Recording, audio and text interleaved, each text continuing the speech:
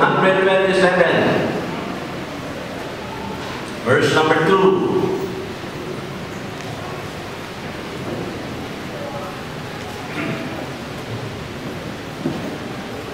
Psalm 127, verse number 2. Ito po ang sinasabi ng kapatid. Nalaman po sundan sa inyo po mga Biblia.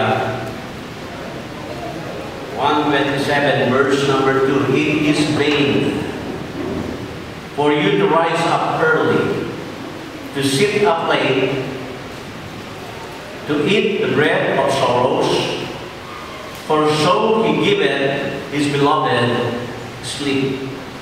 Tayo sa mga mananal. Pagpala namin Diyos, salamat po.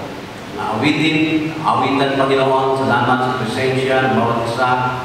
Higit sa lahat, Panginoon, salamat po sa presensya mo po sa aming paglalagyan. Dalangin namin, Panginoon, unahan po kami sa aming pag-aaral na gagawin. Gamitin niyo po, Panginoon, ang inyong lingkod na siya mag-aaral, ang inyong puminsan. Ikaw, Panginoon, siyang maitaas. Naway matuloy po kami matuto sa inyong salita. Kung meron po sa aming kalagitnaan, wala po natiyakan ng langit, iligtas mo po siya, Panginoon, sa kanyang pong pagsisisi ng kanyang kasalanan, pamagin ng kanyang pong pagsisisi at pagtanggap ni Kristo na bilang Panginoon ang sarili niya sa pagligtas. Tinataas po namin kayo, Panginoon, po aming nilid sa pangalan ng aming Panginoon sa Kristo. Amen. Magpula po tayo. Building my life in values that last. Yun po yung ating mga kapatid na pinagkatema dito po sa series na ito. Na last Sunday, we dealt about yung anger. Mga po ba mga kapatid, nakatulog ba ngayon? Di ba kayo masyadong nagalit o nagalit po kayo? Na-control niyo po ba? Itong mga nakarang araw. Amen? Okay, kaya kung kayo po'y magagalitin, bawas-bawasan niyo po ang pananalamin. Baka umiinit ang ulo nyo, nakakatingin ng salamin. Amen. Ngayon po mga kapatid, ang ating naman pag-aaralan ay tungkol sa balance life. Yung balance ba na pamumuhay. Alam niyo po, nasa panahon na po natin ngayon, yung tawag po na mobility. Yung mobility po, everybody is moving. Ganyan po tayo na para mga kapatid, lahat po tayo ay busy na sa maraming bagay and we even do not have any more time sa ating pong sarili, sa ating pong pamilya, sa ating pong Panginoon. Ganyan po Diba? Ang iba'y maaga gigising, diba? Sabi nga dito, no? Gumising ng maaga, baliwalaya, kumain ka ng bread of sorrow, pero wala ka namang pahinga. Ganyan po ang nangyayari po sa atin, mga kapatid, sa kapanahonan po natin ngayon. Na para sabi nga natin, bayan, gusto kong maging successful, then, ano po ang gagawin natin? Ang gagawin po natin, mga kapatid, trabaho dito, trabaho doon, wala na pong ginawa, hindi magtrabaho. Hindi po masama magtrabaho, mga kapatid. Diba? Yung nga lang, sabi nga natin, sa mga pangarap natin, gagawin ko lahat yan. So, anong ginawa mo ng bata ka, mga kapatid? Na nagtrabaho ka ng nagtrabaho para kumita ng pera. Amen? Amen? Trabaho dito, trabaho para kumita ng pera. Nung ikaw ay matanda na, mga kapatid, sabi na, inubos mo lahat yung lakas mo sa pagtatrabaho para kumita ng pera. At nung ikaw naman, mga kapatid, ay tumanda na ginamit mo yung pera para ibalik yung iyong lakas na naubos. Wala rin. Amen? Kaya dito, dapat makikita po natin kung ano po talaga ang balansing buhay. Diba? Lagi po natin sinasabi na nandoon ako sa dulo ng aking lubid. Ayan po yung mga kasabihan natin, di ba? Parang ako ay, di ba? Nagkakahiwa-hiwalay na, lalapapot. Parang sinasabi mo, I am now falling apart. At sinasabi mo rin, stressed out na, di ba? Parang sabi pa, iba, kailangan daw, ibato na yung towel sa kanya. Parang sinasabi natin na tayo po ay surrender na sa buhay na ito. Bakit po? Burnout ka po kasi, napagod ka ng gusto Hindi mo natutunan gawing balanse ang iyong buhay. At maraming pagkakataon sa atin, lagi po tayong nagmamadali. Amen? Sa inyo, nagmadali na rin ang umaga, naiwan ang dapat dala-dala. Amen? Mahirap po yun. Kaya, paano ba natin natin? Paano ba nasabi natin na tayo ay magkano ng busy? Tingnan niyo po, yung mga listahan nyo ng gagawin kung gano'ng kahaba. Na list to do. Tatlo ba yan? Yung yellow pad na baliktaran pa. Sinasabi mo na lang, kapatid, ano ang ginagawa mo pag may day off ka? Alam niyo, yung mga tao na lagi nagmamadali, busy, pag day off, lahat ng mga hindi natapos sa trabaho, dala-dala sa kanyang day off. Wala pa rin day off. Amen? Diba? Kaya ilan na po ba yung mga tao na sila nagsasabi sa iyo, mag-slow down ka naman. Hinay-hinay lang. Diba? Amen? Pero mga ganyan, sasabihan tayo. Para magkaminsan, na sino sa atin po rito, ang parang ikaw ay nagigilty pag ikaw ay nagre-relax. Guilty naman, nali na umisin. Di ba? No? O ilan sa atin dito, mga kapatid, kaya lang napapahinga kasi nagkakasakit. Pero ganyan nga kapatid, di ba? No? Kaya pag may nakasakit, sabi natin, hindi, kasi kalooban ng Panginoon yan. Ay, ang pinagpahinga ka ng Panginoon. Kasi ganun nga, mga kapatid, ang ating mong buhay ngayon. Ang tawag po dyan, workaholic. Diba? Workaholic, mga kapatid. Alam niyo po, na survey ang CNN, 69% po ng mga Amerikano na mas gusto nila yung tinatawag na magtrabaho kesa po na mag-relax. Ganyan. Kayo po na-adapt na po natin mga Pilipino po kayo yan. Kaya tignan niyo po, no? Marami po sa ating mga magulang overseas worker. Tama? Nahihiwan yung mga anak sa bahay. So ano nangyayari? Nagkakaroon siyempre po ng epekto at ang epekto na yan, ang ating mga baby, nagkakaroon na rin ng babies. Amen? Amen? So yun po. So yung sabihin, ano? Ilan pa sa atin ngayon ang balanse ng ating buhay? Now, how many of you would like, siyempre po, to live a balanced life?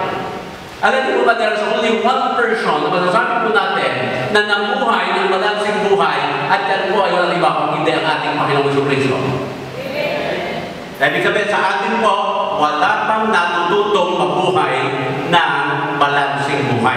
Yun po ang napakahirap mga kapatid. At alam niyo po, na ang mundo natin, ito po earth natin, titignan po natin, yung earth natin is perfectly in balance. Perfectly balanced po siya. Napapansin niyo ba mga kapatid, na yung ating mundong ito, di ba nakasuspend po yan, na meron parang axis, may ikot po tayo, na nararamdaman niyo ba na meron vibration? So wala siyang vibration, unless may earthquake mga kapatid. So ibig sabihin, balancing po ang ating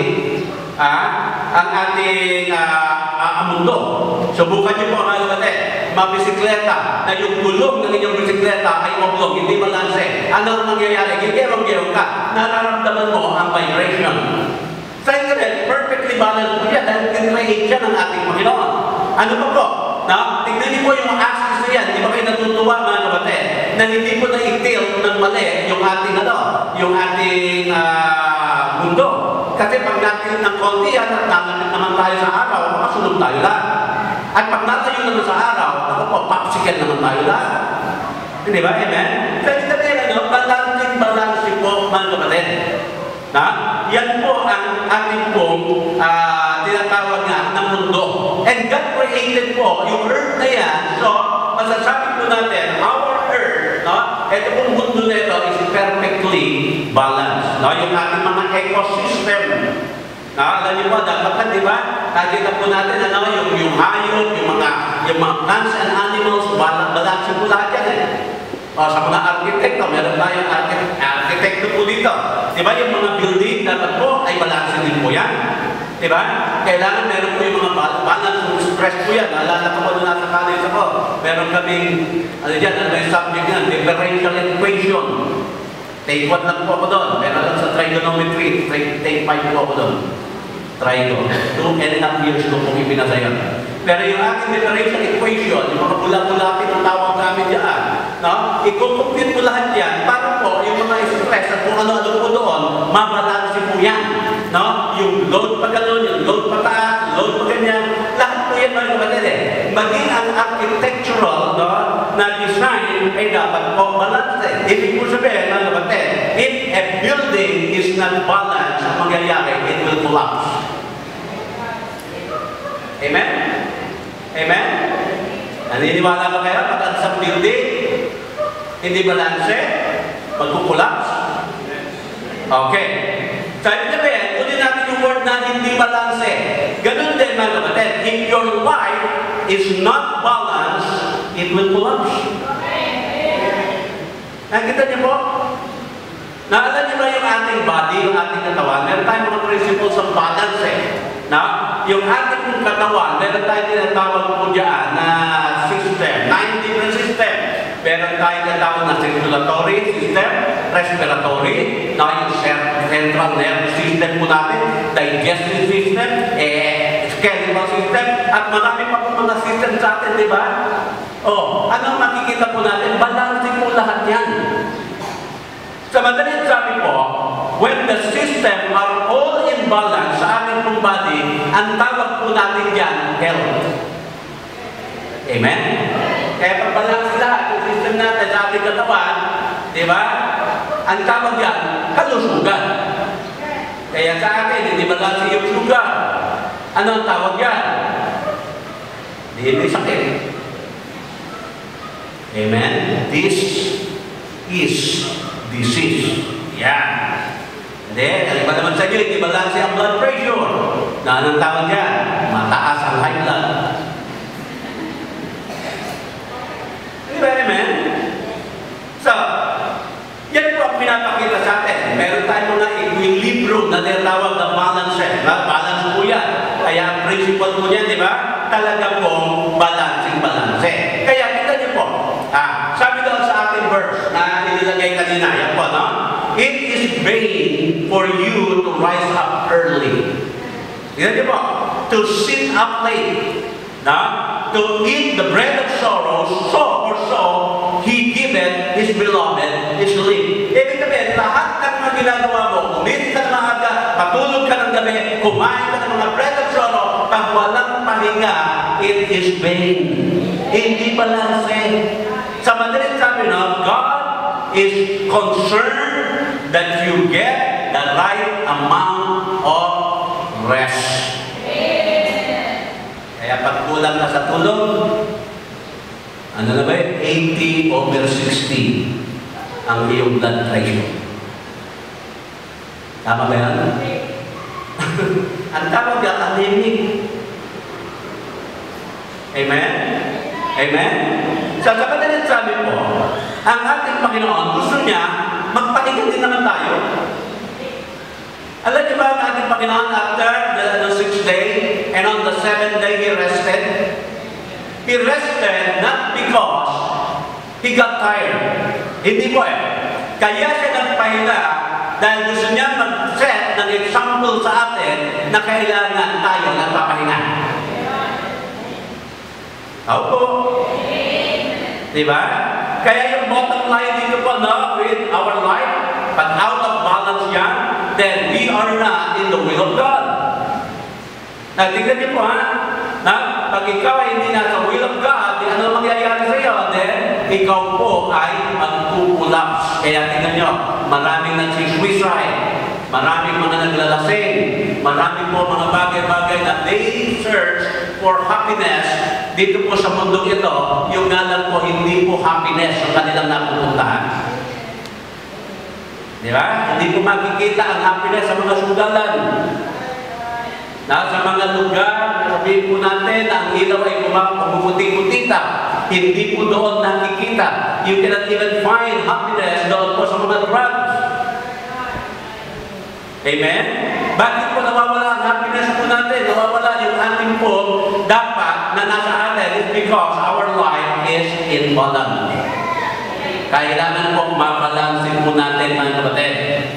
Amen? At kalooban ng Panginoon na tayo po ay matuto na i-balance ang ating po mga buhay. Okay. Now, meron po tayo 7 principles.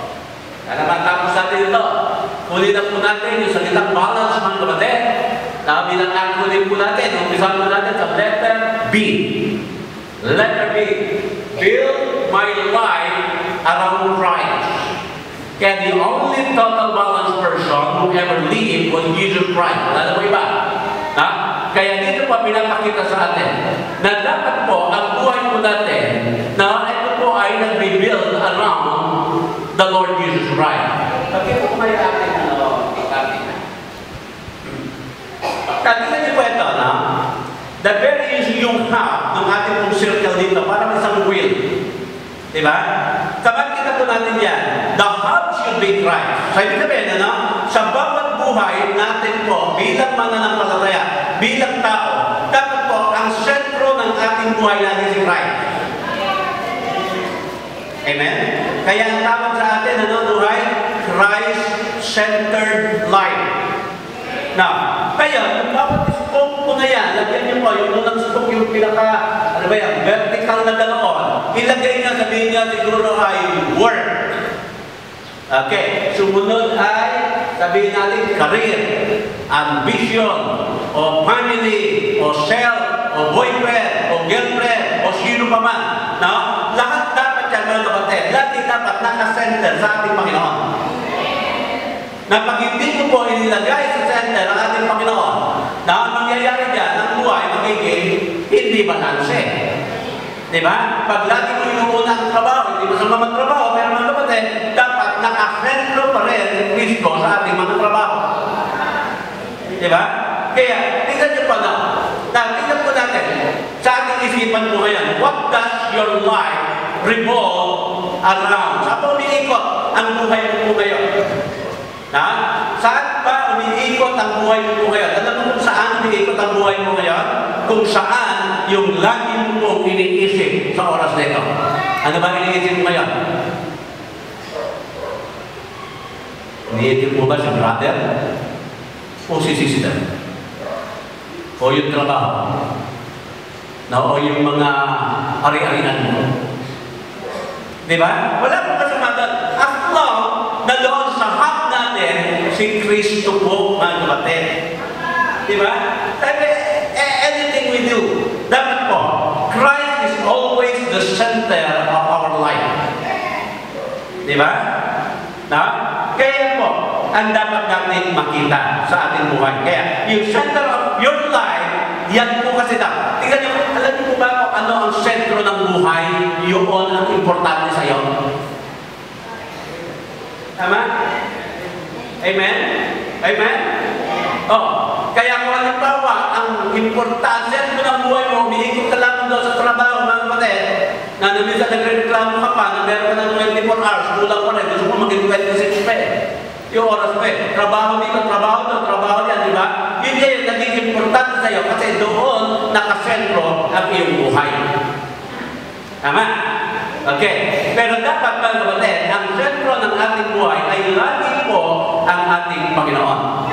Kasi kung ang trabaho ang sentro mo sa iyong buhay, tiyak mahina ka sa parte ng pamilya. Mahina ka sa parte ng pansarili. Mahina ka sa parte, lalo na sa Panginoon. Kasi hindi yun ang sentro. Tignan niyo, kung halimbawa yun yan, ilagay mo doon sa gilid, doon sa pinakapuktok. Wala po, paano ang ikot na mangyayari ng iyong gulong? Amen? Sabi sabihin, mga kapatid, tignan niyo, ang gusto ng Panginoon dito, it means something other than God has taken, tignan niyo po, place sa buhay po natin. Dapat po, si Christ pa rin ang dapat nasa ating buhay. Yan po ang sabi ng Matthew 6:33. Alam niyo po ba yan? King James Version, seek ye first the kingdom of God and His righteousness, and all these things shall be added unto you. So put Christ at the center, and He gives you stability, He gives control, and gives you power. Akala niyo ba? Ilagay niyo si Christ sa gitna, magkakaroon ka po ng katatagan. Magkakaroon ka po, mga kapatid, at tinatawag na control. Magkakaroon ka ng kapangyarihan. Bakit po, mga kapatid? Because you are building the Lord Jesus Christ and you are putting Him at the very center of your life. Amen?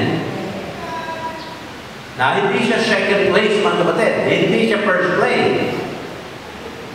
Dapat center po siya. Kaya yung source of power sa ating buhay, if you put Jesus Christ at the center, tignan niyo, He can direct, He can influence, He can empower, He can give stability to every scope of your life, whether it's education, career, family, o marami pa pong iba. Alam niyo ba, ang buhay ko ng direksyon na nilagay ko na si Kristo sa gitna ng ating buhay. Alam ko, hindi lang naman ako nag-iisa na naka-experience po niya. Di ba? Araw, saan ka pa pupunta pag may problema? O di sa kamunduhan. Ngayon, nakilala mo ang Panginoon, saan ka pupunta pag may problema? Eh, di doon sa luhuran at ikaw ay nananalangin. Di ba? Kasi sometimes we travel long distance mga kapatid just to find a solution to the problem. Pero nung tayo po naging Kristiyano mga kapatid, nakita na natin the shortest distance to the solution of our problem is the distance between our knee and the floor. And that is by kneeling down. Amen? Amen? Yun lang po eh. Kaya sabi po sa Matthew chapter 22, love the Lord with all your heart, with all your mind. Now, yan nga po ang pinaka-commandment and the great commandment. Sabi nga, no? Love God, love your neighbor. Mahal niyo ba yung katabi niyo? Mahal niyo rin ba yung ayaw niyong tabihan? Paano nangyari yun? Paano mo minahal? Alam ko, no? Alam niyo kasi sa ating church, lagi may, ano yan, may paboritong upuan. Tsaka paboritong katabi. Amen? Amen? Kaya pag meron ko hinahanap ng tao, alam ko saan ako titingin kung wala yan. Kasi alam ko yung mga upuan nila nandun eh. Kaya, amen? Gusto nila yung upuan o yung katabi nila sa upuan. Dahil mahal talaga nila, yung kanilang katabi sa upuan, tama? Amen. At tanong ko sa inyo, mahal nyo rin ba yung ayaw niyong tabihan?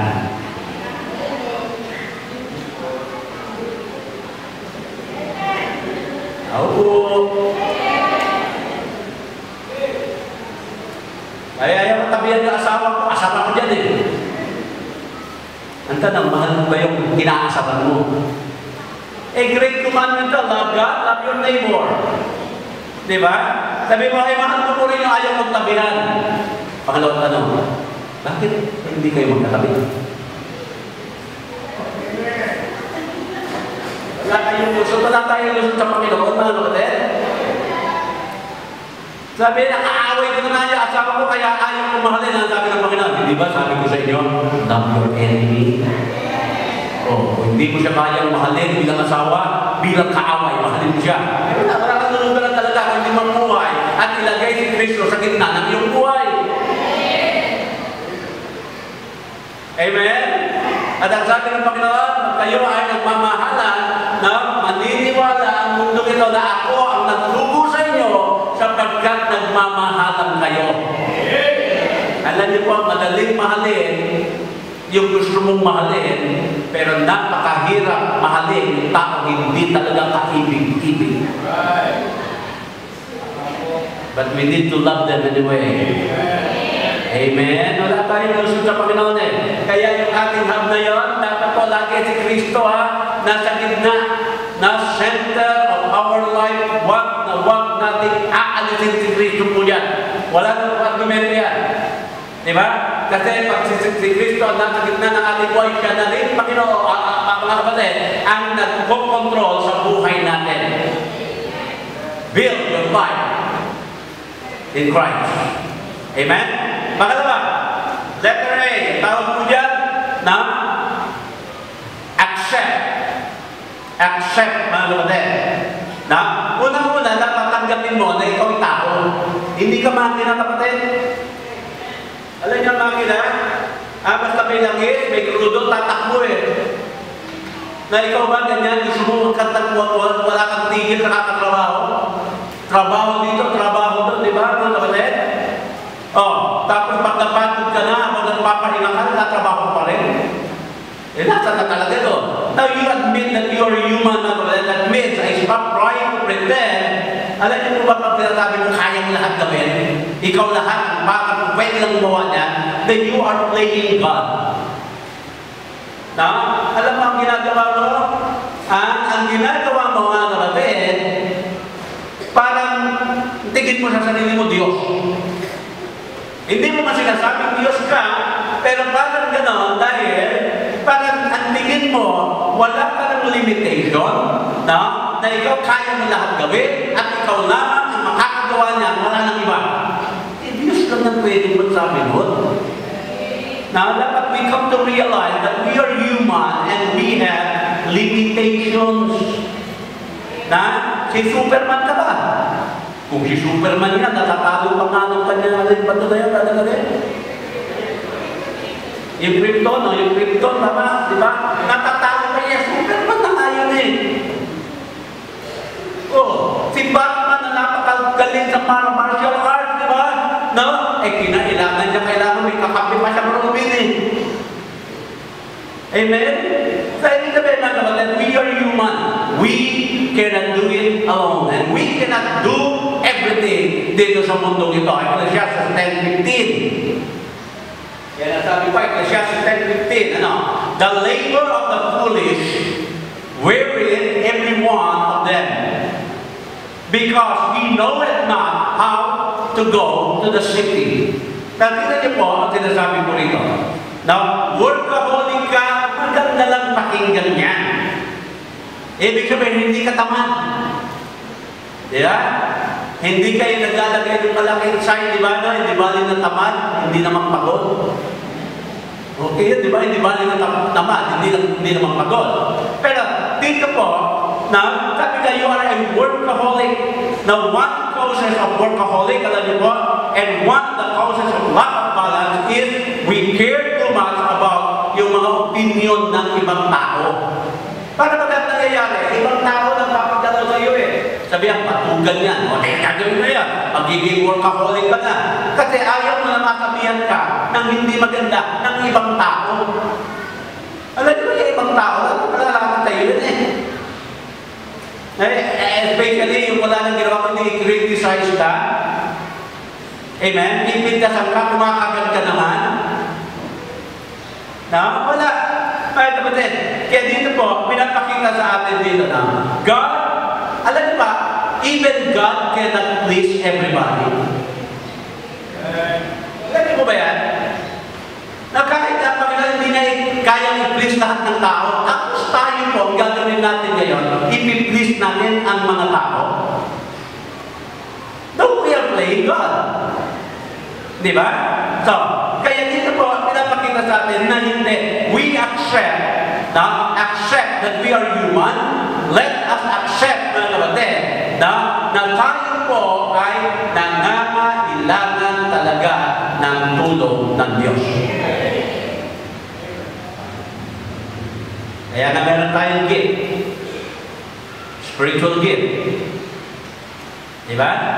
At kung titigan niyo ba yung spiritual gift po natin, balansi po yan. Amen? So letter B, build your life in Christ. Pangalawa, A, accept that we are human. Amen? Pangatlo, limit your labor. Limit your labor. Yung mga iba naman, walang labor. No? Pero ito po, sabi sa atin, limit your labor. Diba? Make a conscious decision to make time for other things beside work.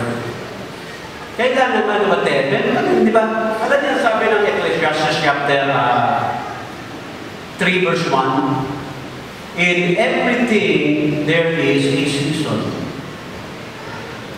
Amen? Na sa lahat ng mga bagay, magkakataon, may kanya-kanya po yan, oras dapat. Di ba? So, dito po, kailangan i-limit naman natin.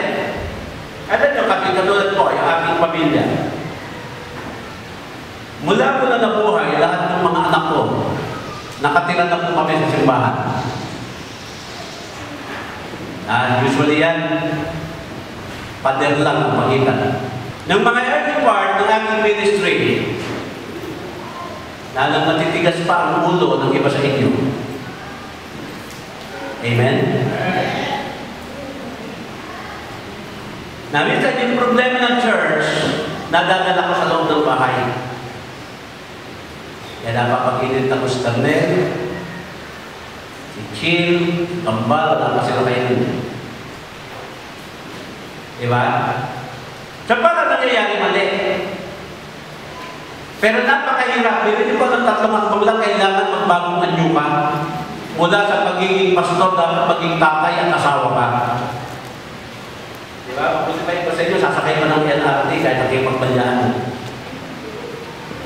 Diba, amen?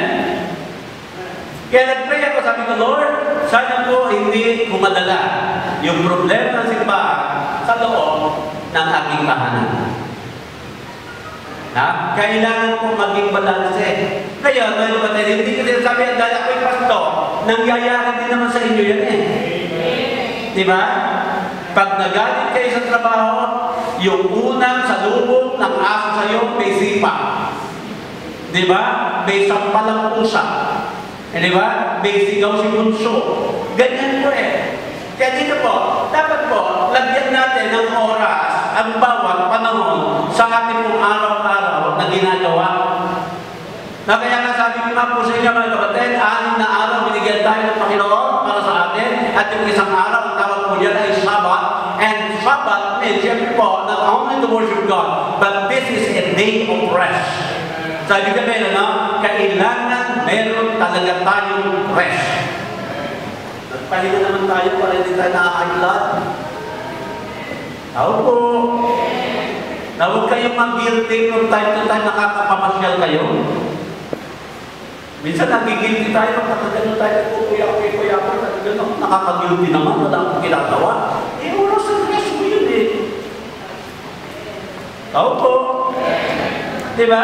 Kaya, tignan niyo po, no? Ano ba sinasabi ng Panginoon? Dahil sa day of rest natin. Tatlong bagay. Number one, siyempre po, rest your body.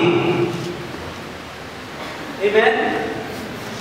Na maybe pagpahinahin niyo naman yung inyong katawan. Bakit po?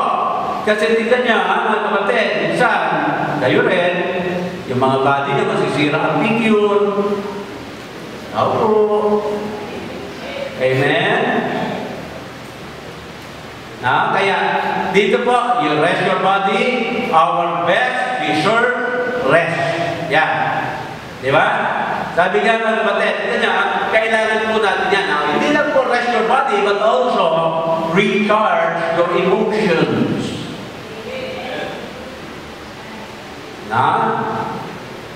That takes different things, syempre, different people. You can recharge yourself emotionally through quietness. Diba? Hindi kaya yung mga through yung rejuvenation natin, rejuvenating method na recreation. Yung mga ito po. So marami po mga kapatid, pero sinasabi nga dito, recharge your emotion. Gusto mo ba yung quiet? Tahimik? Gusto mo yung pagbulo na masaya? Hindi ba? Punta kayo para malangan nyo sa SM nyo. Yung nakita nyo, yung yellow, ang tawag doon.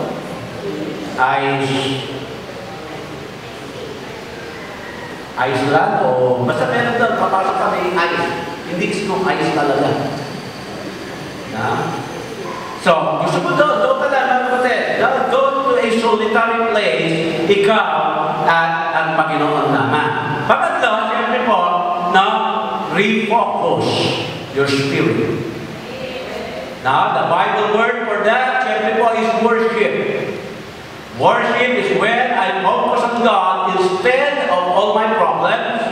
When I tune in to the Creator and His power and His love for me and what it is like. Yun rin focus man natin. Para medyo ini-imagine mo ang Panginoon nandiyan lang siya sa tabi mo. Di ba? Amen? Napakaganda na. Magkikinig ka ng mga gospel song. Pag yung gospel rock. Pagkat ako'y naniniwala ng kapatid, meron pong gospel rock music. Pag yan ay Christian music, hindi dapat yan rock. At kung yan rock, hindi yan Christian music. Amen? Kasi galing na tayo sa rock music, di ba, Brother Adit? Ano nangyari sa atin? Naging addict kami. Amen? So yun pa na, sa tatlo, hindi kayo nag-rest. Ano yung number one? Rest your body. Pagpahingahin nyo naman, sabi ko sa inyo mga kapatid, na masasabi mo bang nagpahinga ka dahil nagkasakit ka? Ayan. Sabi ng Panginoon, ayaw mo magpahinga, bibigyan kita ng sakit. Sabi nga, ilang tao na nagsasabi, bakit slow down ka naman? Napakarami na yan. Sige pa rin tayo ng sige. Kaya dito po, kalooban ng Panginoon, meron din tayo, bless my body. Recharge your emotion, then refocus your spirit. So build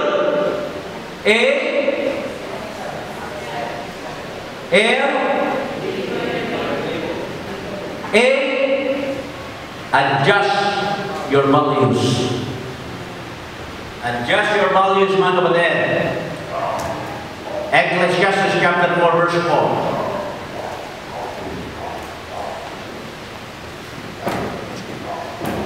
Now, sabi nga again, I consider all travail and every right word, that for this a man is envied of his neighbor.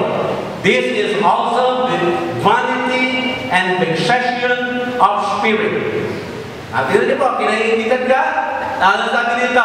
Vexation of the spirit pa rin yan. Kasi nga, natignan natin yung validation, you did. Now, to do this is because yung balancing po natin ng ating buhay. Yan po ang reason, kaya tayo minsan na-out of balance. Kasi the thing that we value most, mga kapatid, hindi natin nagagawa yan. Kumbaga yung major, yun ang nagiging minor sa atin, at yung minor, yun ang ginagawa nating major. So, unbalance sa buhagan. Diba? Sana nangyayari po. Then, igewang-gewang na ang ating buhay. Kaya tingnan po natin dito, tingnan natin, ano ba yung mga mahalaga sa atin talaga.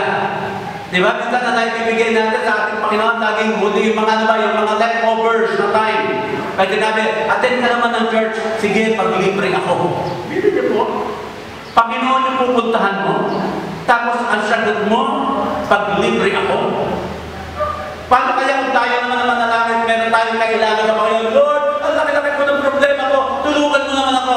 Sagutin ka ng Panginoon, sige, pag may sobra akong oras sa akin ang naharapin, patay kayo. Amen? Kung atin nga ayaw, yung may kinakausap kang alam, hindi ka tinitingnan eh. Hindi sa'yo nakatingin eh. Ang atensyon eh, wala sa'yo, parang naiinis ka na eh. Tapos sasagutin mo pa ang Panginoon na pag meron akong extra na oras. Ang tanaw, paano ka magkakaroon ng extra kung lahat tayo meron 24 hours? Sige nga. Ibig ba sabihin, pag naging extra yun sa'yo, naging 25? Hindi.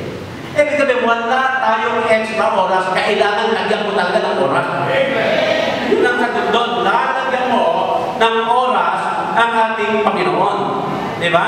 Wala na dapat option yan, mga kapatid, na yung pinaka dapat natin po na mahalaga. Sabi nga, yan ang dapat natin gagawin. Alam niyo po ang sabi ng Panginoon, di ba? For what shall it profit a man if he shall gain the whole world and loses his own soul? Alam niyo kung mahalaga sa Panginoon? Yung kaluluwa po natin. Bakit ka nasabi mahalaga ang kaluluwa natin sa Panginoon? Binigay niya ang kanyang buhay para magkaroon ng kaligtasan tayo. Di ba? Oh. Kaya tayo mga Pilipino, nandiyan kasi tayo, may tayo gaya-gaya. Tama? Noong araw naman, nakasaya lang tayo, di ba? Oh. Yung ating kinakain, mga kapatid, nga.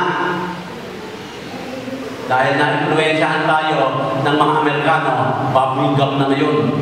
Pero dating nga yun eh. Di ba? Amen? Oh. Ginaya natin ang ginaya, ayun mga kapatid, hindi na natin alam ngayon kung ano ang atin. Kaya dito po dapat mag-adjust tayo ng ating po mga ano yun? Values. Make God always the center of your life. Now, Ecclesiastes 4:6.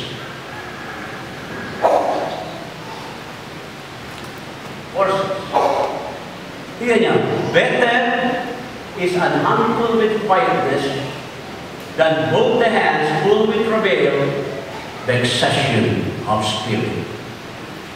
Ano sinasabi niya? Di ba mas maganda yung kakaunti lang, pero masaya ka. Kaysa naman yung puno-puno yung kamay mo, bakit wala din? Amen. Bakit sinasabi ng Panginoon, pag hindi mo kontento naman kayo. Diba? Amen. Kasi naranasan po, ni King Solomon lahat po ng iyan, sabi ng gano'n na yaman, vanity, sabi ng Panginoon. Luho, vanities din eh. Diba? Pagkakaroon ng maraming babae, sabi po, no? 700 ang asawa ni King Solomon. 300 yung kanyang concubines.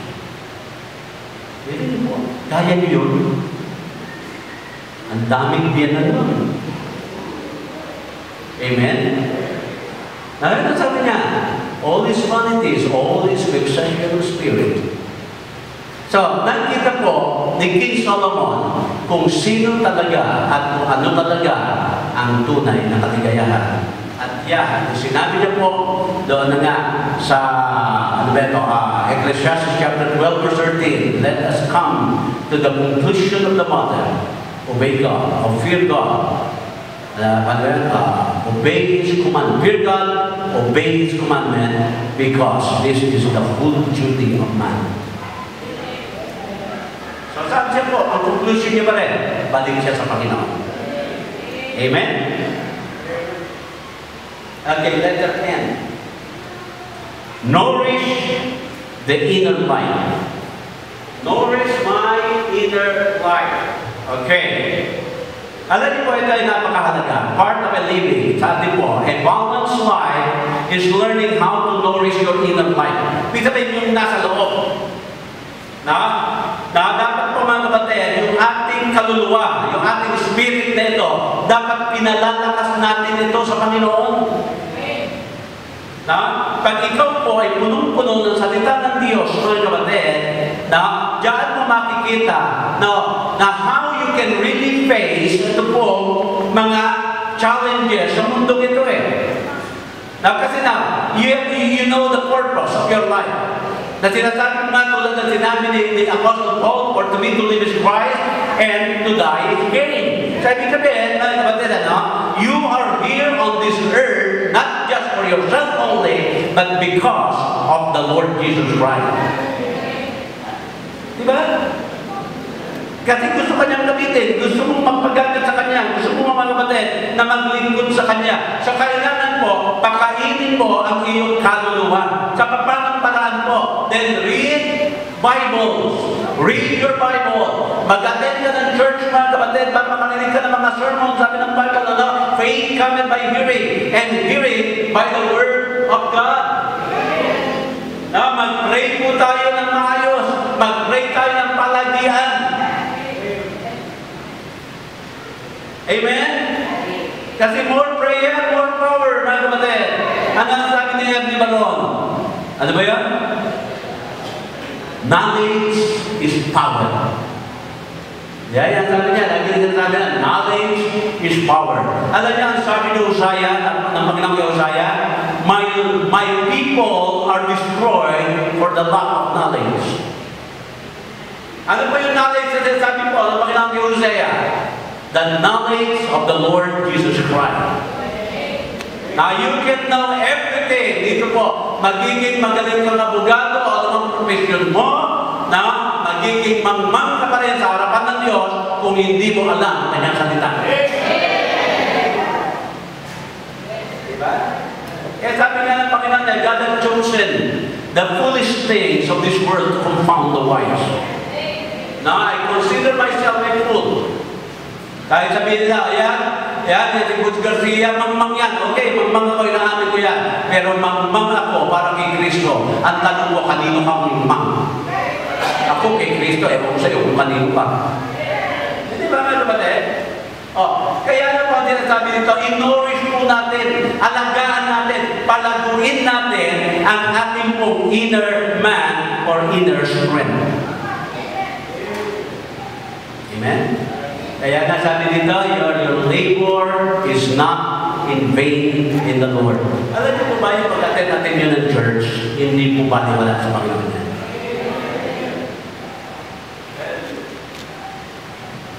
Nakatanggap pa kayo ng bisita, yung binisita ka, bahay mo lang doon yung mga lola, lolo, di ba? Di ba na yung bisita na punta lang doon? Kinain yung dapat ng merienda mo. Pero di ba na-appreciate ko rin? Thank you pa rin, di ba? Naalala ka nilang bisitahin. Natutuwa ka, di ba, Amen? Kaya kung bisa naman namin yung bisita na isa tayo. Kasi may mga cupcake na puno. Thank you nga pala po sa cake, Brother Iber, sayang-sayang po siya. Amen? Puro taga-Manilaw po, halos ang pumilos-pulo. Salamat sa inyo. Well, anyway, mga kapatid, in-nourish po natin. Yung kaluluwa po natin, balik natin, siguro, umpisa tayo by December. Babalik natin yung ating pong Bible in 90 days. Amen? Who will take the challenge, mga kapatid? Bible in 90 days. Ibig po sabihin, magbabasa ka po ng 16 chapters every day from Genesis to Revelation, mga kapatid. At sa loob ng 3 buwan, tapos mo ang Bible. Sa totoo lang, marami iba sa atin, sa taon ng Christian, hindi pa nababasa ng Bible. Ito challenge, ha? December 1. Umpisahan mo natin yan, amen? Ngayon, hindi na po ako kukuha ng commitment slip po kung sino ang nag-take the challenge. It is between you and God na we will take the challenge, mga kapatid. Bible in 90 days. Now, imagine niyo po, kung atin pong gagawin yan for the whole year, now we can read our Bible 4 times a year. Tawag po. Magklase yan. Kung 10 taon mo gagawin yan, taon-taon, baka magiging walking and talking Bible ka na. Di ba? Amen? Hindi na yung pag pinahanap sa iyo yung John 3:16, mag-uumpisa ka sa Genesis maghanap. Hindi mo makita kung nasa ni John. Yung iba, nagpupunta pa daw sa table of content. Di ba? Amen? Sige nga, buksan nyo nga ang inyong mga Bible sa Nagaraya chapter 2 verse 3. Buti na lang alam nyo na walang Nagaraya. Kala kami sasabihin, ano po, pastor? Barbecue flavor po ba? Amen? Doris! Okay. Dalawa na lang. Letter? Ano ba sunod? Letter C. Ayun. Commit your daily schedule to God. Ayan. Amen? Ibig sabihin, kahit yung pakikipagbalyan sa MRT, dapat committed sa Panginoon yan. Di ba? Amen? Dahil medyo hirap ka po, kumising ng maaga dahil magluluto ka ng almusal. Di ba? Amen? At pagkaluto mo ng almusal, nagmamadali yung kakain, umalis na hindi nakain, yun niluto mo po ng alas 4 ng madaling araw. Kaya mga ganun ba? Kaya each day, you and I have to commit our schedule to God. Knowing for, siyempre po, yung mga absolute fact na yan, that your life is not going to cooperate with your schedule. Tingnan po, minsan na kapatid, di ba, yung schedule natin iba-iba eh. Ang iba sa dyan, lagi kang mamadali. Pag-gising na umaga, dito, di ba, toothbrush, almusal, bihis, gano'n. Nasamantala si Christ, nandun lang, nasa tabi, daanan natin, di man lang tayo good morning. Psalm 31, verse 15. Ano ang sabi dito? Alala sa atin ng Panginoon, my times are in thy hand. Deliver me from the hand of my enemies, and from them that persecute me. Now, saan natin sabi dito? My times are in your hands, O Lord. So dapat naman na makumit talaga natin yung ating pong daily schedule sa ating Panginoon. Kaya pag pinamuhay natin, ito pong verse na ito, yung stress level po ng ating buhay will go down. Nakita niyo po? Alam niyo ba kung bakit mataas ang pressure niyo dahil sa stress? Bakit mataas yung inyong blood sugar dahil sa stress? Alam niyo ba kung bakit kayo tumataba? Dahil kayo sa stress. Amen? Na pag na-stress ka, magkikigilan mo mga kapatid, yung nilagang baboy. Babanatan mo yung halos matunaw-tunaw sa lambot na taba.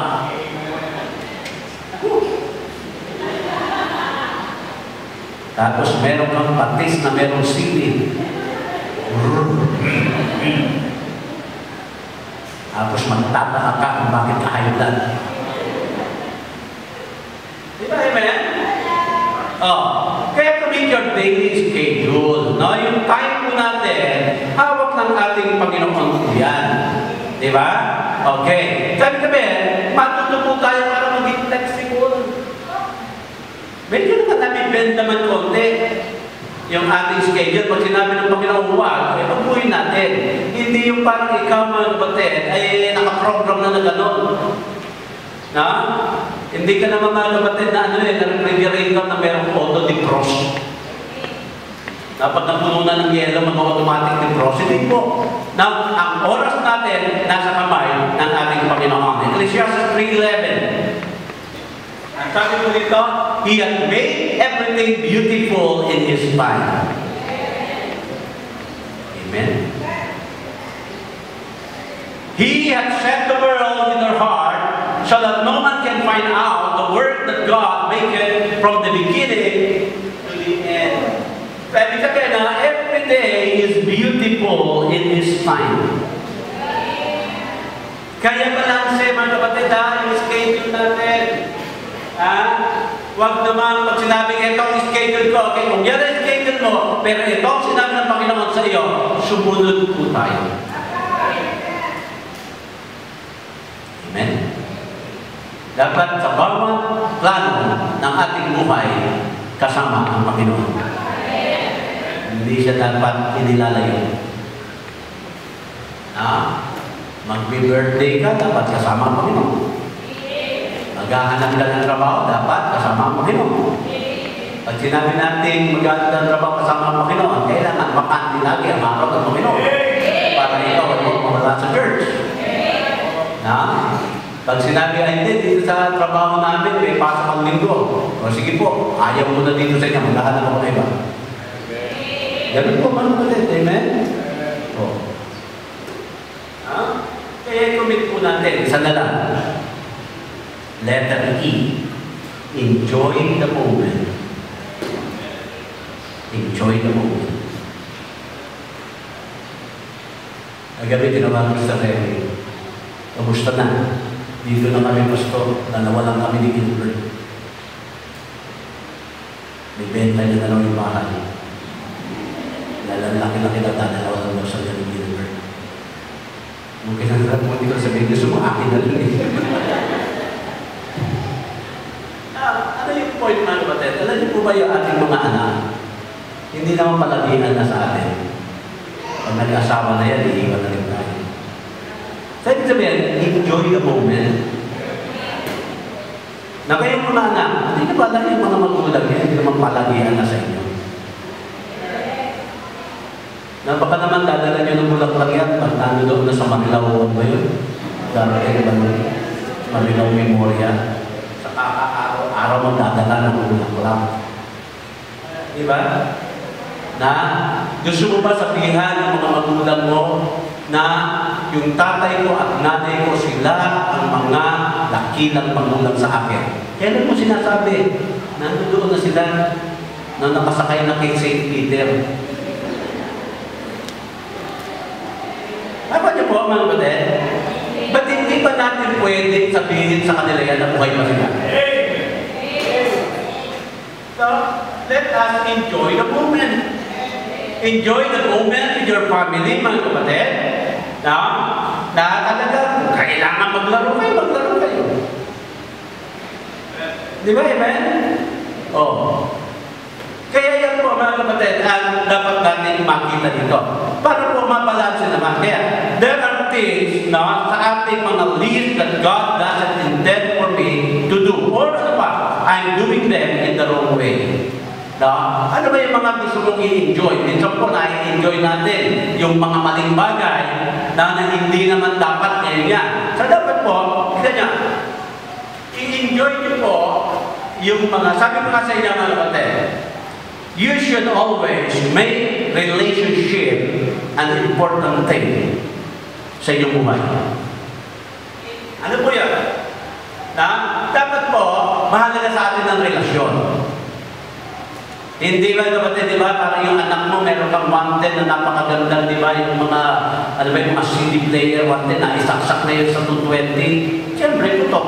Anong gagawin mo sa anak mo? Bato ka mo ng pera ka, tatangan ka, tignan mo wanted niya, pinagin ba? Wala, nangyari, nabubog yung anak dahil yung wanted na isaksak sa 220. Asan na yung relasyon na yun? Dahil sa isang appliance na sumabog, nabugbog mo yung anak. Di ba, amen? Hindi ba dapat sa relasyon pa rin dapat? Di ipagawa. O, naalala niyo yung kwento ko ng araw, bago pa lang ang mga laptop, may nagbigay sa akin laptop. Ang mga halaga ng laptop doon, 100,000 noong mga unang laptop. O, di ba yung laptop ko ako, binigay. Tapos tandel, may hinugot doon sa taas pa ng computer table. Bumaksak yung mga hard case ng CD. Bumaksak na tiklala, talsikan. Tumagsik. Takot niya si tandel. Hinihintay niya si Gawong siya. Sabi ko, kung lalahanin yan, laptop lang yan. Hindi ka nagagalit. Hindi ka nagagalit. Mas mahalaga pa kasi natin sa laptop. Di ba, amen? Adi, lumabas na po siya ng kwarto. Saka ako sa bigyan daw. Ayaw ko lang mag-ibig ko ito sa sarili ko. Ako lang agad yan. Ano ako'y napakagulgul. Diba? Dahil umalis po siya, natuwa-tuwa. Diba? Sa ginawa ko, sabi ko, Lord, sira po. Sa dinala ko po doon sa kanyang international quarantine. Oh, ginawa ko sa akin, free of charge. Paano mo sinatong ka dyan? Kapag naman tatakan na lang, 100,000 yan. Eh kung balikan ako, yan ang mahalaga ko sa'yo. Matay ako. Yan yun, amen. O, dinagawa ng libre, relasyon ko. Kaya enjoy the moment, mga kapatid. Amen? Hindi, mga kapatid, na taniman ng galit, taniman doon na nung ako noon, ginanito ko nung magulang ko, kakantihan ko naman yung mga anak ko. Patay mo yung bata, wala ng katapusan po yan. Di ba, amen? Di ba napakasarap ng buhay? Now, Proverbs 14, verse 30. Siya na lang sa ating Sunday school, ha? Tapusin ko na ito. A sound heart is the life of the flesh, but envy the rottenness of the bone. Tingnan niya, yung sound heart is the life of the flesh. Sinabi kong sound heart, para yung relaxed attitude. Ayan. Alam niyo po ba, mga kapatid, na meron tatlong bagay sa atin na nararanasan natin. Una po, na yung katawag ng physical fatigue. Physical fatigue. Ay, sulat mo ba yan? Na? Yung physical fatigue po natin, ayan po, physical fatigue can be cured by rest. Matulog ng maaga. Uminom ng vitamin C. Mag-pray at magbasa ng Biblia. Yan. Amen? Kaya pag meron ng physical fatigue, madaling po yung tulog lang po yan, rest lang. Na, manood ka po ng telebisyon, di ba? Manood ka ng Walking Dead, para may ma-relax ka. Mag-asok, di ba? Kaya ako lang. Para may ma-relax ka. Di ba? Amen?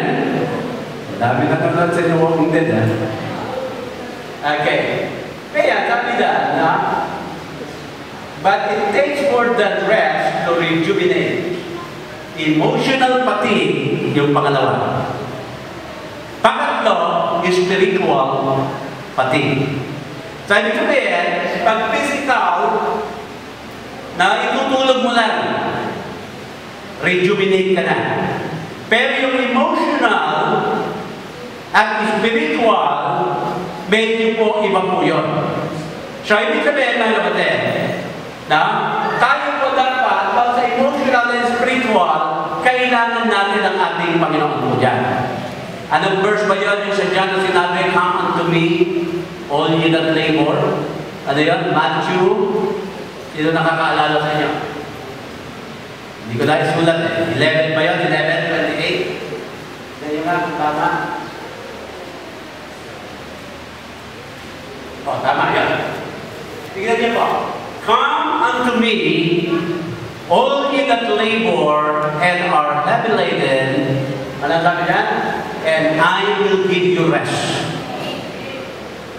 So yung physical pating natin, ayos na. Dahil dyan, sa verse na yan. Tama mo ba? Okay. Paano naman yung emotional at spiritual? Yung kasunod na verse. "Take my yoke upon you, and learn of me, for I am meek and lowly in heart, and you shall have rest unto your soul." Balikan natin yung 28.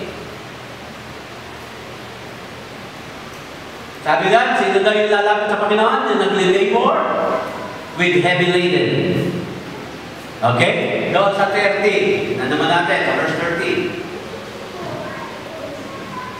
"Take, for my yoke is easy, and my burden is light." Okay. Tignan natin ha, magpupunta-pusin ito. Sabi dyan, yung mga merong heavy laden, magpunta sa akin. And I will give you rest. Ibig sabihin, no? Yung mga heavy laden po natin ito, yung mga labor nito, mawawala dapat, mga kapatid, pag tayo ay nagpunta kay Kristo. Na? At anong sasabihin sa akin dito? Na? "And my yoke is easy, and my burden is light." Sa madaling sabi, kung ikaw ay Kristiyano na, kung ikaw ay ligtas na, kung ikaw ay tumanggap na kay Kristo, at sinasabi mo pa ngayon na meron kang heavy laden, then your life is not balanced.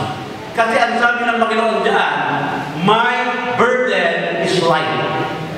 Kaya kami, mga kapatid, kung sa kabila na kay Kristiyano na, no, heavy burden pa rin yung nasa iyo, ibig sabihin, that is not the burden that God has given you. That is your own burden. Kasi sabi ng Panginoon, "My burden is light." Amen? So bakit po nagiging ganon? Dahil na tayo po ay hindi balanse ang ating buhay. Na paano natin mapabalanse, mga kapatid? Na in just one statement po para mabalanse natin ang ating buhay, put Christ on the center of your life. Dahil yung center po, yaan ang magbabalanse. No? Pag nandito yung pamilya, babalansin ni Kristo. Pag nandito yung trabaho, babalansin ni Kristo. Pag nandito yung karir, babalansin ni Kristo. Pag nandito yung mga ambisyon mo, babalansin ni Kristo. Kaya dapat po, si Christ ang nasa gitna ng ating buhay. Tayo po natin ito yung tayo po natin.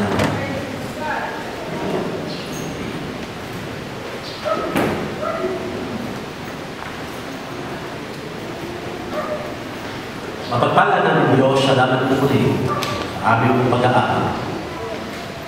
Langin ko po, Diyos, patuloy po na mag-usap sa puso ng bawat isa. Naiman kita namin, alin po ang hindi balanse sa aming buhay. At matutunan namin ang ilagay si Kristo sa gitna ng aming buhay. Kaya Lord, we just pray that you help us.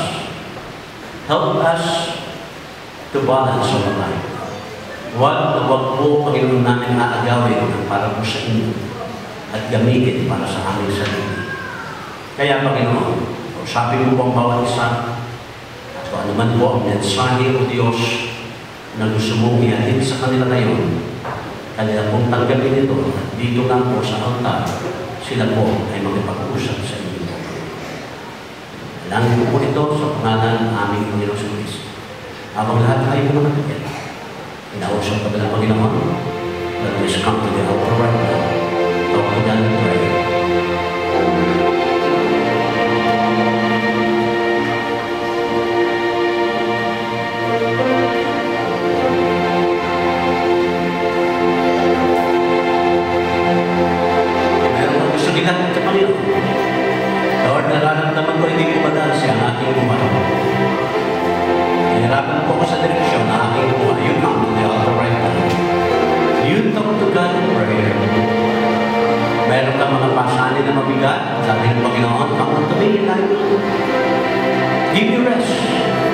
Take my yoke.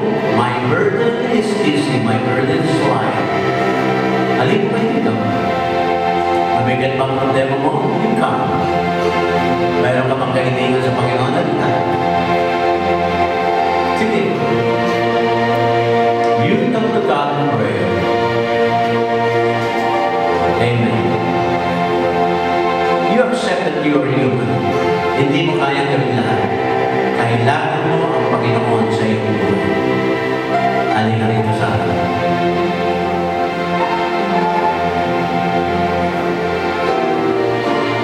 Amen. Amen. Enjoy the moment. Enjoy your family. Enjoy your loved ones. Enjoy your parents. Enjoy your friends. Enjoy your church. Sige.